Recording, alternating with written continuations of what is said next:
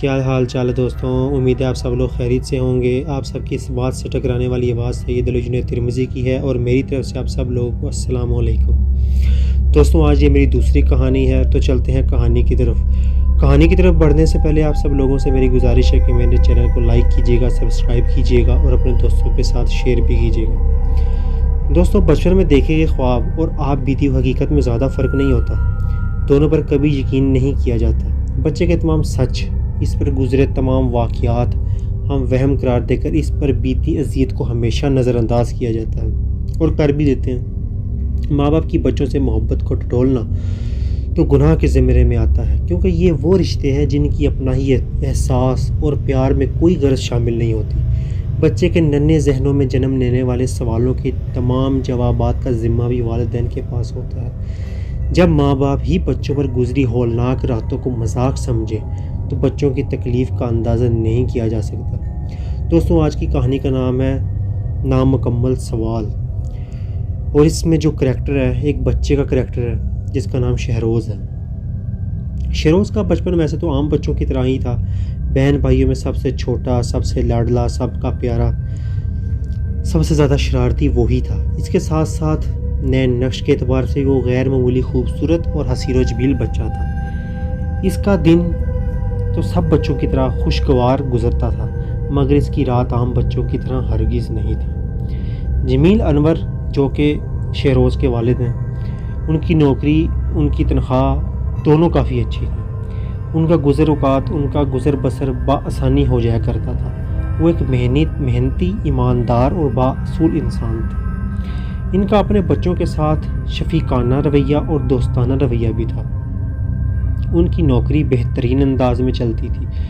جب ان کا ٹرانسفر کسی دور دراز قصبے اعظم گڑھ میں ہوا، ان کے محکمہ کی جانب سے ایک بہت بڑا گھر ملا ان کو۔ جب ان کا سامان اور ان کی کل متاع، ان کا کل خاندان، ان کی بیوی، بچے سب اس گھر میں پہنچ گئے اپنا سامان شفٹ کر کے، تب ان کے کانوں سے کچھ ایسی آوازیں ٹکرائیں جو اس گھر کے متعلق تھیں۔ یعنی کہ جس طرح ہم کوئی گھر لیتے ہیں، اس کے محلے دار جو ارد گرد رہنے والے لوگ ہیں اس گھر کے متعلق بتاتے ہیں کہ یہ ایسا ہے، یہ ویسا ہے، یہاں مطلب رہنا چاہیے، نہیں رہنا چاہیے۔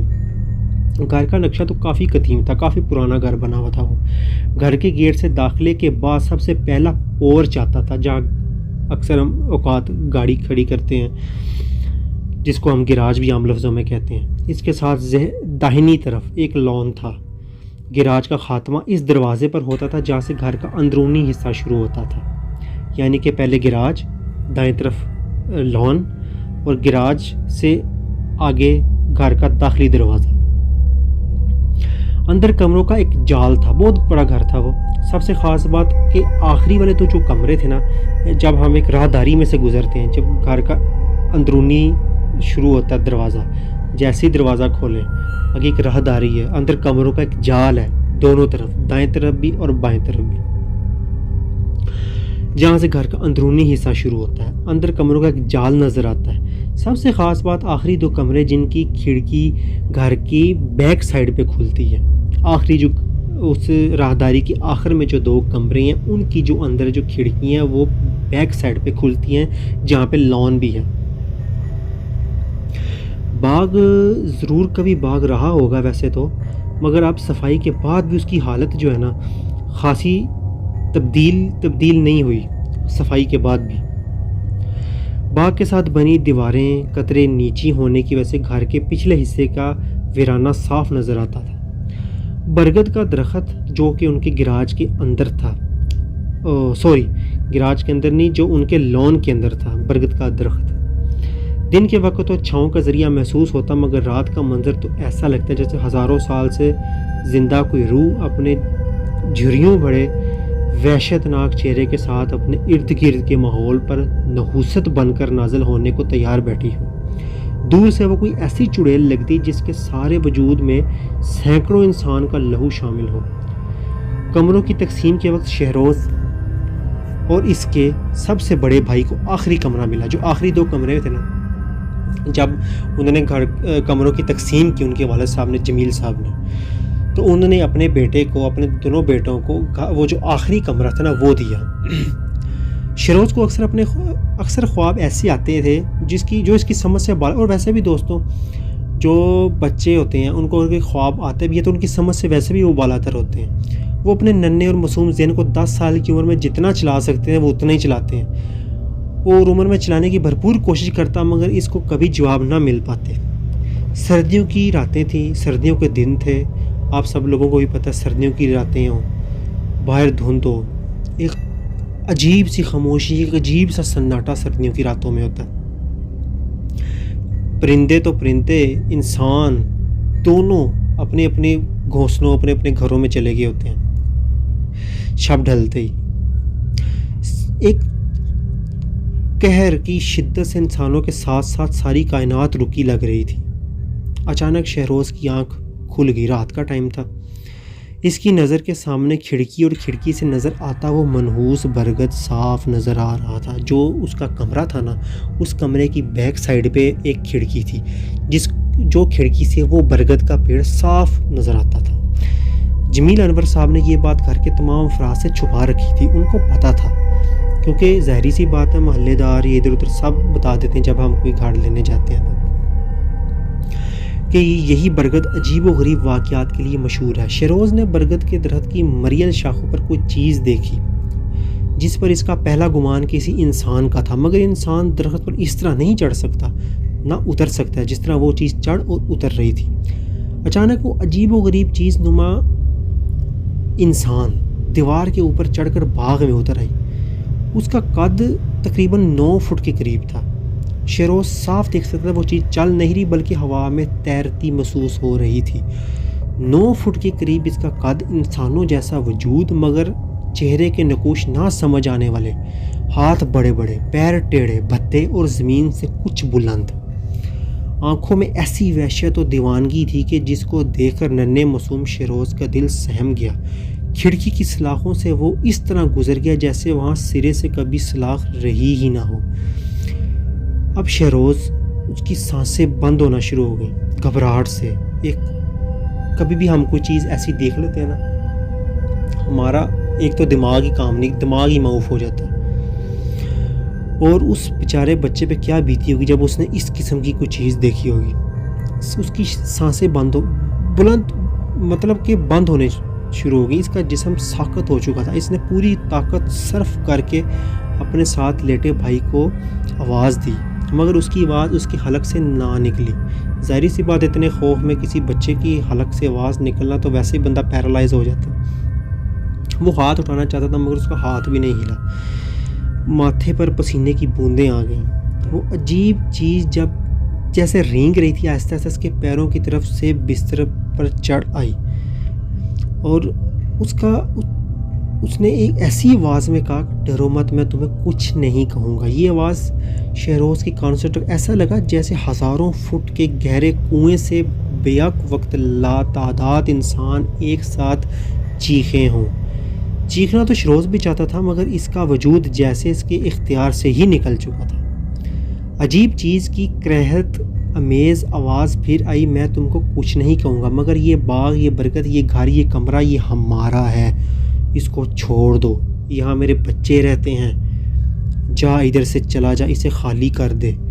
رات کا پرہول سناٹا، سردیوں کی راتیں، ہر کوئی اپنے کمبل میں، اپنی رضائی میں، اپنے کمرے کے اندر دبک کے جب لیٹا ہوتا ہے، جب سانس کی آواز بھی، گھڑی کی ٹک ٹک بھی انسان کو سنائی دے رہی ہوتی ہے، دور تک سنی جا سکتی ہے۔ یہ بلا بول رہی تھی مگر اس کو سننے کے لیے ننھے شہروز کے علاوہ کوئی بھی نہ تھا۔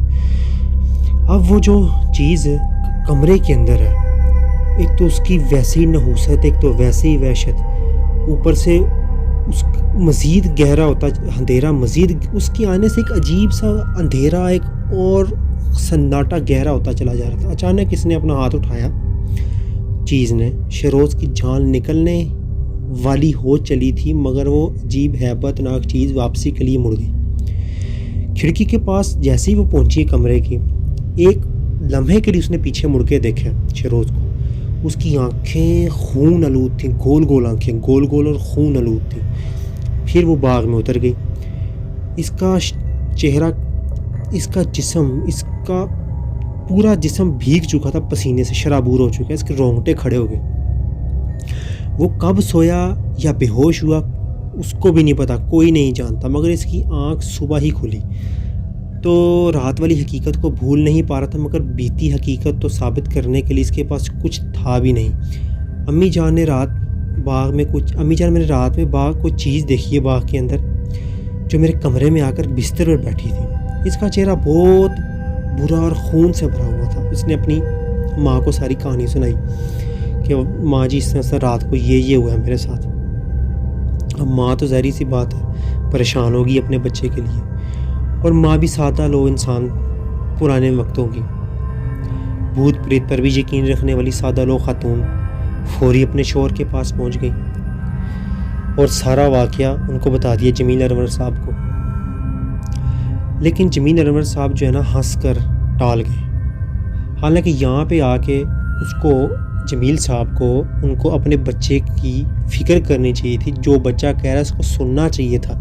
لیکن یہ پھر وہی بات آ جاتی ہے کہ ہم جو ہے نا اکثر گناہ کر جاتے ہیں، اپنے بچوں کی باتیں ان کے ننھے ذہنوں میں جنم لینے والے سوالوں کے تمام جوابات کا ذمہ دار بھی حالانکہ والدین ہی ہوتے ہیں، لیکن کئی بار ہم مذاق سمجھتے ہیں، ان کی تکلیف کا اندازہ ہی نہیں لگا پاتے۔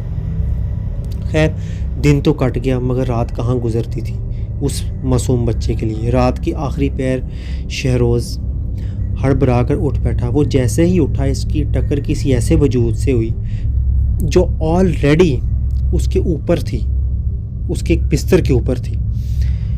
وہ جیسے ہی اٹھا اس کی ٹکر اس کی آنکھیں جب کھلی، جب اس نے دو آنکھیں جن میں موت کی سی سنجیدگی اور قہر نظر آ رہا تھا اس کو گھور رہی تھی۔ وہ چیخ اٹھا، مگر اس کے بس میں تو اس کا اپنا جسم بھی نہیں تھا۔ اس کے بستر پر اس کے سامنے اس نے 2 قدم کی دوری پر ایسا وحشتناک چہرہ نظر آ رہا تھا جس کو اس نے دیکھا، جس کو صرف دیکھ پانا بھی اس کے لیے موت کی مانند تھا۔ اس کے جسم سے جان نکلتی جا رہی تھی، وہ بس بے بس پرندے کی طرح تھا جس کے پر کاٹ کر اس کو بلی کے آگے ڈال دیا جائے۔ یہ آخری احساس تھا۔ اس کے بعد اسے اگلی صبح ہی ہوش آیا۔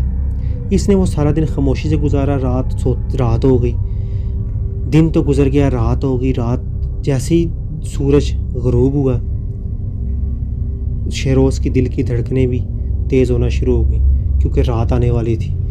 اور جب رات آنی تھی اور اسے پتہ تھا کہ رات کو سوتے وقت بڑے بھائی سے اپنا مدعا بیان کیا، جس نے چھوٹے بھائی کو پیار سے سلا دیا دلاسے دے کے، مگر رات کی کسی پیر شہروز نے اپنے ماتھے پر کچھ محسوس کیا۔ وہ جلدی سے جاگا۔ اس کے چہرے سے ذرا سا اوپر وہی نحوست اس کو کھا جانے والی نظروں سے دیکھ رہی تھی۔ شہروز کے دیکھتے دیکھتے وہ بستر سے اٹھا اور کھڑکی سے باغ میں چلا گیا۔ اس نے شہروز کو اپنے پاس آنے کا اشارہ کیا۔ شہروز کسی مشینی انداز میں اٹھا۔ ابھی وہ کھڑکی کے پاس پہنچا ہی تھا کہ اس کے بڑے بھائی نے اسے آواز دے دی۔ جیسے ہی وہ کھڑکی کے پاس پہنچا ہی ہے، اس کو کراس کرنے لگا، اس کے پیچھے جانے لگا، اللہ کی طرف سے یا جو بھی کہہ لیں، اس کے بھائی کی آنکھ کھل گئی۔ اس نے جب اپنے بھائی کو بستر پر نہ پایا تو اس نے اس کے پیچھے اس کو آواز دی۔ اچانک یہ طلسم ختم ہو گیا۔ شہروز حیران و پریشان کھڑا رہا۔ اس کی سمجھ میں کچھ نہیں آ رہا تھا۔ وہ خوف زدہ بھی تھا اور عجیب سی کشمکش بھی تھی کہ یہ کیا ہو گیا میرے ساتھ۔ اور بڑے بھائی نے فوری اٹھ کر اسے گلے لگا لیا۔ وہ تھر تھر کانپ رہا تھا، اس کی حالت بالکل نارمل نہیں تھی، پسینے میں بھیگا ہوا تھا۔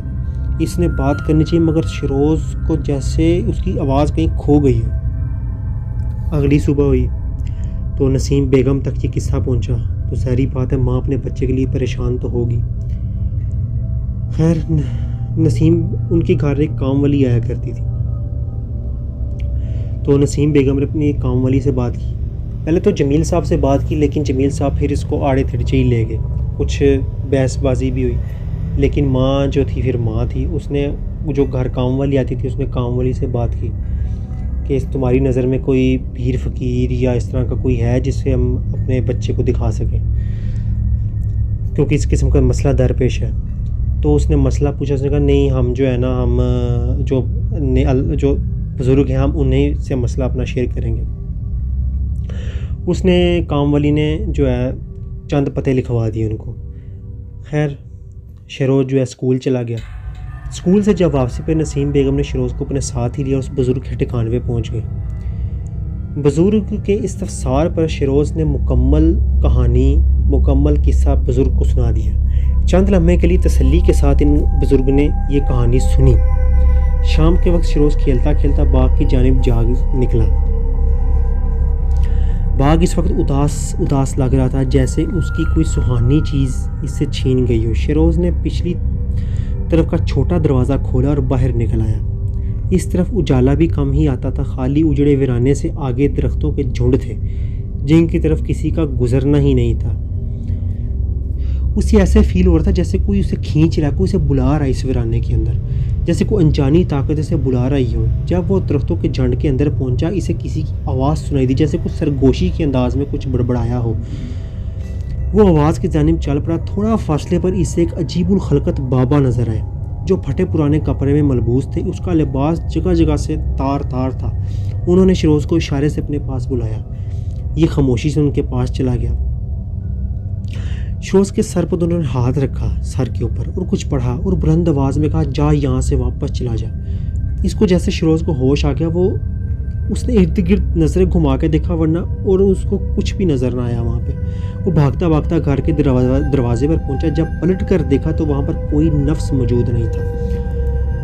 وہ رات اور اگلی کئی راتیں پرسکون انداز میں گزر گئیں۔ جب وہ بزرگ کے پاس گئے تھے، بزرگ نے کچھ پڑھ کے دیا، اور وہ راتیں اور اس سے اگلی راتیں پرسکون انداز میں گزر گئیں۔ پھر ایک رات جب سب لوگ شیروز کی جانب سے مطمئن ہو چکے تھے کہ بھئی اب کچھ نہیں ہوتا، اب ظاہری بات ہے اس کی ماں بھی، نسیم بیگم بھی اور جمیل صاحب بھی تسلی بخشتے کہ اب ہمارے بچے کو کچھ نہیں، کیونکہ ہم بزرگ کے پاس لے گئے تھے۔ اچانک شیروز رات کے ٹائم اچانک اس کی آنکھ کھل گئی، کیونکہ باغ میں کچھ عجیب سا شور ہو رہا تھا۔ رات کا آخری پہر تھا۔ اس نے کمبل سے منہ باہر نکالا۔ کھڑکی سے باہر کی طرف صاف سارا منظر ٹی وی سکرین کی طرح نظر آ رہا تھا۔ یہ اٹھ کے کھڑکی کے پاس گیا اور باہر وہ بلا جو 9 فٹ کی بلا تھی، وہ عجیب کھیل کھیل رہی تھی جو اس کی سمجھ میں نہیں آ رہا تھا۔ کبھی ایک طرف سے دوسری طرف بھاگتی، کبھی دوسری طرف سے اس طرف، اور کبھی ایک پاؤں پہ ناچتی، کبھی دوسرے پاؤں پہ۔ اور اچانک وہ بلا ناچتی ناچتی ایک دم کھڑکی پر حملہ کر دیا۔ اس کے شیروز تو ایک دم سادے پہلے ہی اس کو دیکھ رہا تھا کہ یہ کر کیا رہی ہے۔ ایک دم جب وہ آیا کھڑکی کی طرف تو اس کے منہ سے زوردار چیخ نکل گئی اور اس کی آواز کہیں دب چکی تھی۔ وہ خوفناک بلا اس کے سامنے جیسے آئی ویسے ہی غائب ہو گئی، اور حیرت انگیز انداز میں سارے باغ میں دیکھتا رہا مگر ناکام۔ جب اس نے ادھر ادھر دیکھا، اسے کوئی بھی نظر نہ آیا۔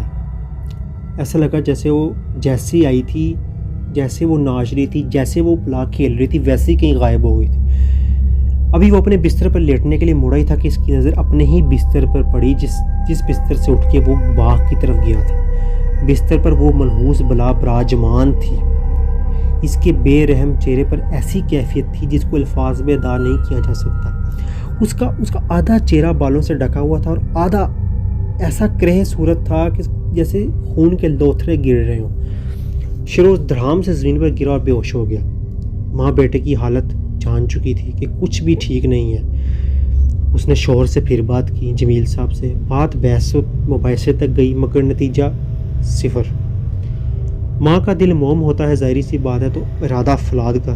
ماں نے اپنے زور بازو پر انحصار کر کے بیٹے کے اس مسئلے کو حل کرنے کا سوچا۔ نسیم صاحبہ نے سوچا کہ میں اپنے بھائی کو بلا کر اس مسئلے کا حل کرواتی ہوں۔ انہوں نے اپنے بھائی کو بلایا، فون کیا، یعنی کہ شیروز کے ماموں کو، اور سارا مدعا بیان کیا۔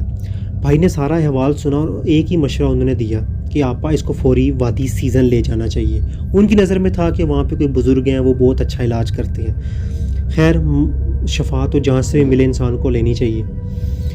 انہوں نے رکھتے سفر باندھا نسیم صاحبہ نے، اور 6 گھنٹے کے طویل سفر کے بعد آخر نسیم بیگم اپنے لخت جگر کو لے کر منزل پر پہنچ گئی۔ بابا جی تک رسائی ہوئی، مسئلہ بیان کیا گیا۔ بابا جی نے بچے کو دیکھا اور بچے سے پوری کہانی، پوری داستان پر سچ کی مہر لگا دی۔ کچھ پڑھ کر دیا، کچھ تعویذ دیے، کچھ دعائیں، کچھ عملیات۔ اگلے دن نسیم بیگم مطمئن انداز میں گھر پہنچ گئی۔ اب دل کو بھی یہ سکون تھا کہ بزرگ کے پاس سے ہوئے ہیں، اور وہ اچھے بھی تھے، کافی بھیڑ بھاڑ بھی لگی ہوئی تھی ان کے آستانے پر۔ جمیل انور نے اس واقعے کو خاموشی سے سنا، اور لیکن اس بار انہوں نے کافی دھیان سے سنا۔ وہ کسی گہری سوچ میں غرق تھے۔ بھوت پریت پر یقین نہ ہونے کی باوجود ان کو اپنے بیٹے کی حالت تو نظر آ رہی تھی کہ وہ کیسا دن پہ دن کمزور ہوتا جا رہا ہے، سہما سہما ہے، کھیل میں دل نہیں لگتا، پریشان رہتا ہے، اٹھتے بیٹھتے آتے جاتے اس کو منوس بلا نظر آتی بقول میرے بچے کے۔ اس کی آنکھوں میں بے شمار سوال دیکھتا، کبھی انتقام کی آگ دیکھتا شہروز اس بلا کی آنکھوں میں، کبھی خون دیکھتا، مگر یہ سب صرف اس کو ہی نظر آتا تھا۔ ایک رات کی بات ہے، سردی اپنے عروج پر تھی، دھند کی چادر ہر چیز کو ڈھانپ رکھا تھا، ہاتھ کو ہاتھ بھی سجائی نہیں دیتا تھا۔ شہروز بستر پر خاموشی سے لیٹا چھت کو گھور رہا تھا۔ جب اس نے چھت سے دیوار کی جانب کوئی سایہ رینگتے دیکھا، اس کا خون خشک ہو گیا۔ سایہ دیوار سے زمین پر اتر آیا، دیکھتے ہی دیکھتے سایہ نے جسم کی شکل اختیار کر لی۔ یہ وہی کرہ صورت چیز تھی، اس کے علاوہ اور کون ہو سکتا ہے؟ شہروز بے ہوش نہیں ہوا، مگر اس کے رونگٹے کھڑے ہو گئے۔ سردی میں جب جسم جمنے لگا، اس کا جسم پانی چھوڑ رہا تھا۔ وہ بلا آہستہ آہستہ چلتی یا گھسیٹتی ہوئی بیڈ کے پاس آ گئی، اس کی پاؤں والی سائڈ سے۔ اس نے جب لب کھولے تو بدبو کا ایک تھپیڑا شہروز کی ناک سے ٹکرایا۔ شہروز بس بت بنا اس منحوس بلا کو دیکھ رہا تھا کہ اس کے پاؤں زمین سے یوں بلند تھے جیسے وہ محو پرواز ہوں، مگر وہ گھسیٹتا بھی صاف محسوس ہو رہا تھا۔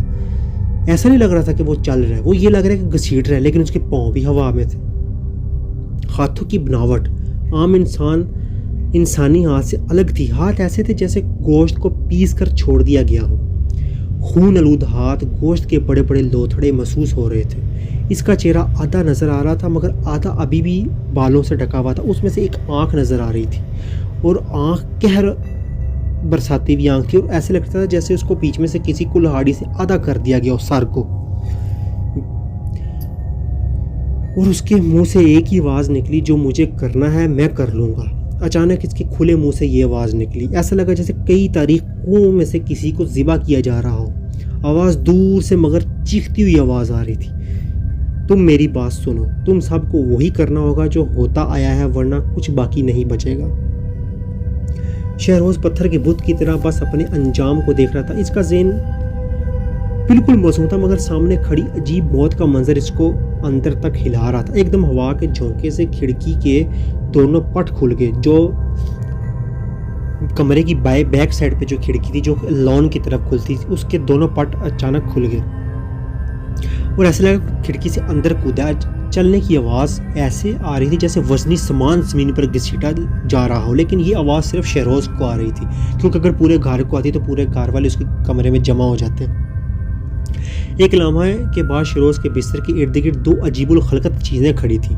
ان کے ہاتھ بڑھنا شروع ہو گئے، اور بڑھتے بڑھتے وہ شہروز کے گلے تک آ پہنچے۔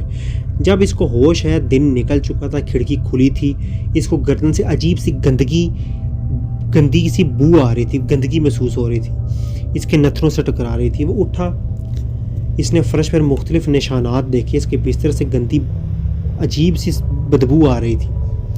جلدی جلدی اٹھا، وہ باتھ روم میں گیا، نہایا، لیکن جیسے ہی وہ نہایا، جیسے اس شاور کھولا، پانی اس کے جسم سے ٹکرا کے جیسے ہی زمین پہ گرا، عجیب سے خون کے لوتھڑے پورے باتھ روم کے اندر اکٹھا ہونا شروع ہو گئے۔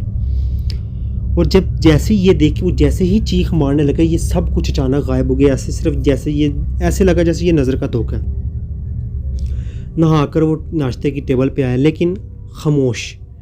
لیکن یہ سب اس کی ماں جانچ چکی تھی، ظاہری بات ہے ماں اپنے بچے کو جانتی ہے۔ وہ چپ چاپ اسے دیکھتی رہی۔ سردیوں کی چھٹیاں ہو چکی تھیں۔